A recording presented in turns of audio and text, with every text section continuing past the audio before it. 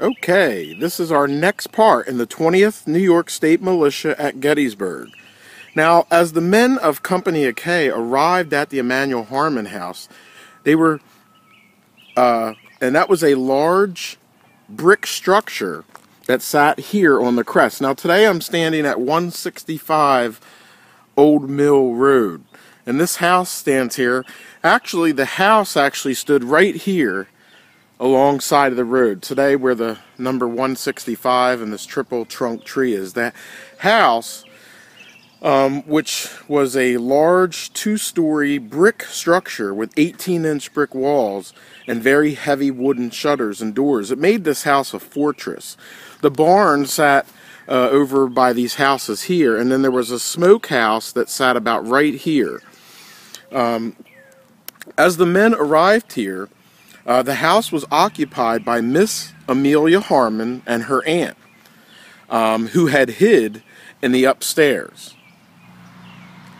Amelia said later on, "A sudden violent commotion and uproar below made us fly in quick haste to the lower floor.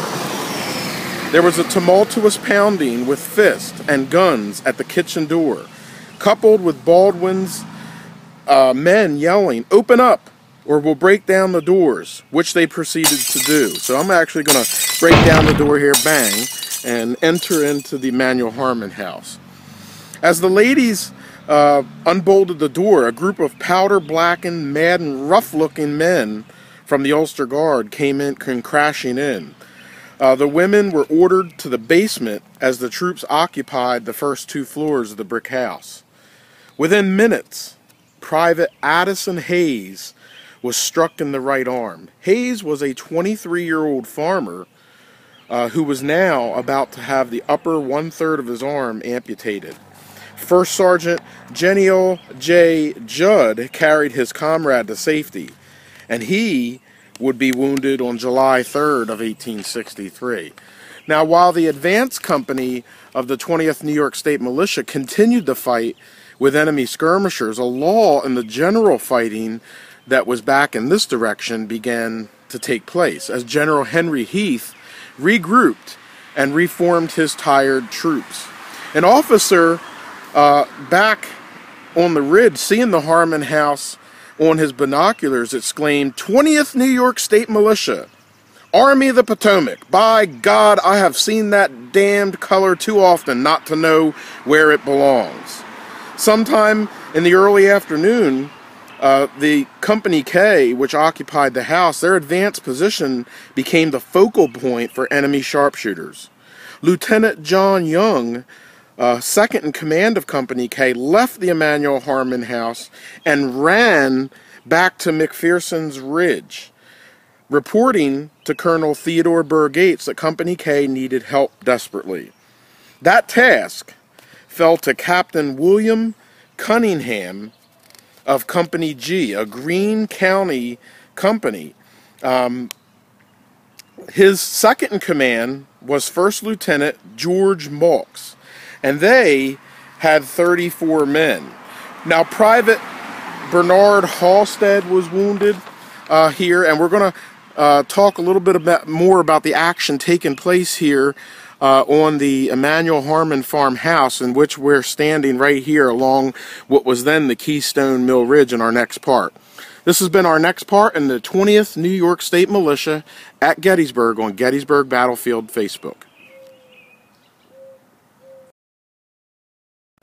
Okay, this is the 20th New York State Militia at Gettysburg, our next part.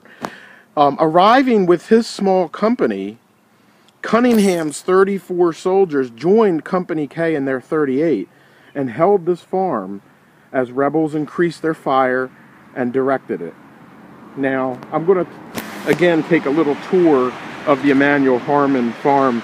This here, where I'm standing, was a two-story brick structure that was the Emanuel Harmon house.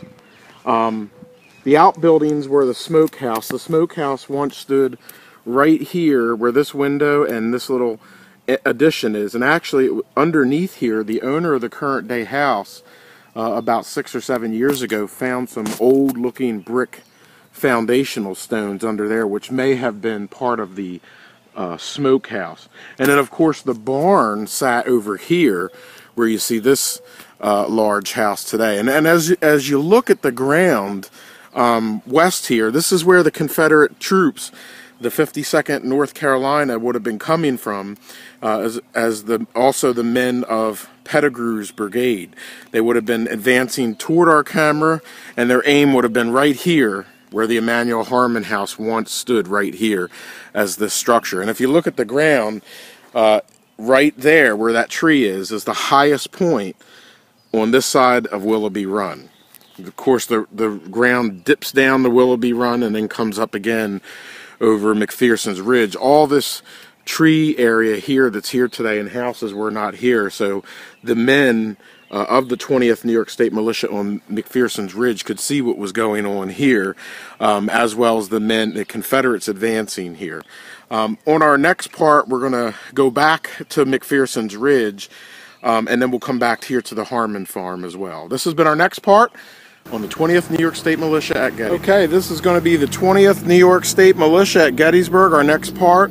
And we now have Company K and Company G at the Emanuel Harmon Farm, and rebels increasing their fire upon them. While back here at McPhersons Ridge, the rest of the 20th New York State Militia at 2:30 in the afternoon of July 1st, 1863, the overall battle resumed back here on McPhersons Ridge as the Confederate troops advancing here eastward. Biddle's brigade was in the following line of battle: the 151st Pennsylvania, the 142nd New York, Cooper's Battery, the 20th New York State Militia, and the 121st New York.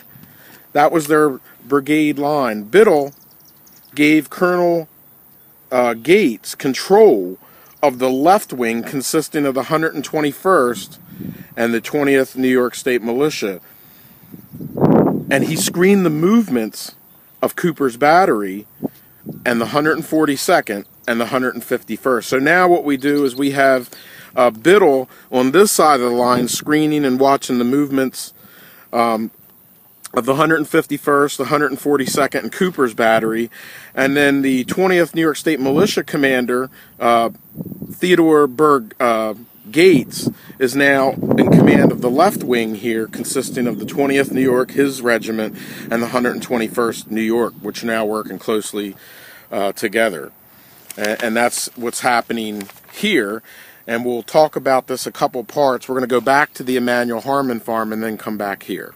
This has been our next part in the 20th New York State Militia at Gettysburg on Gettysburg Battlefield Facebook. Okay, this has been our 20th New York State Militia video series. In our next part, we're back here at the Harmon Farm. General Heath advanced Pettigrew and Brockenbridge brigades along with a powerful artillery demonstration.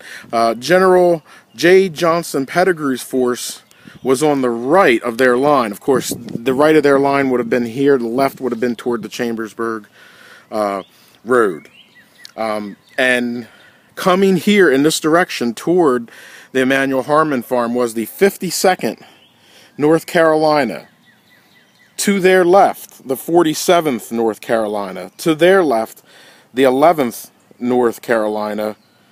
And then to their left would have been the 26th North Carolina. As they swept eastward in the direction our camera is, Captain Baldwin and Cunningham, not wishing to be captured, fled with their companies from the Emanuel Harmon Farm. With a part of Gamble's cavalry covering them, they fled southward through the Willoughby Run ravine and then east towards Cemetery Hill. So Baldwin and Cunningham did not go back to McPhersons Ridge and join the rest of the 20th New York State Militia.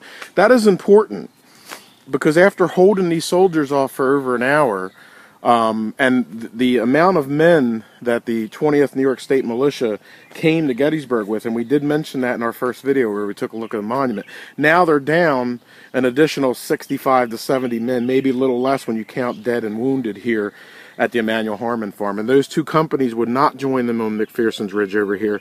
They would actually head down here, follow the Keystone Mill Road, jump onto Willoughby Run, and then take it south, and then finally eastward. They would not join the 20th New York State Militia until the following day, or late in the evening at Cemetery Hill. So the rest of the first day's fight, which we're going to talk about now, was done without these two companies of the 20th New York State Militia on McPhersons Ridge. This has been our next part in the 20th New York State Militia at Gettysburg on Gettysburg Battlefield Facebook. This is the 20th New York State Militia at Gettysburg on Gettysburg Battlefield Facebook. And now the 20th New York State Militia has vacated where we're standing now at the Emanuel Harmon Farm. Pettigrew's brigade, the 52nd North Carolina, entered the Harmon Farm area, and right after the 20th New York State Militia companies left. Amelia Harmon returned from the second floor down to the main floor, which was filling now with rebels, and they began to set it on fire.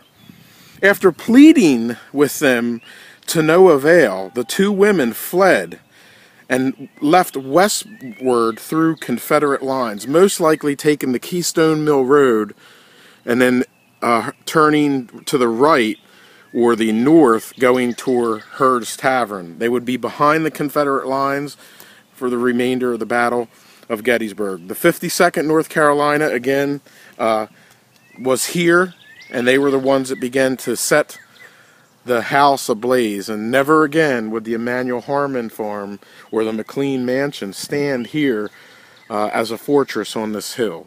It would be rebuilt some years later, and it would be used, some of the bricks from the original structure, but the Emanuel Harmon Farm, as we knew it on the morning of July 1st, 1863, would never be the same. This has been our next part of the 20th New York State Militia at Gettysburg on Gettysburg Battlefield Facebook.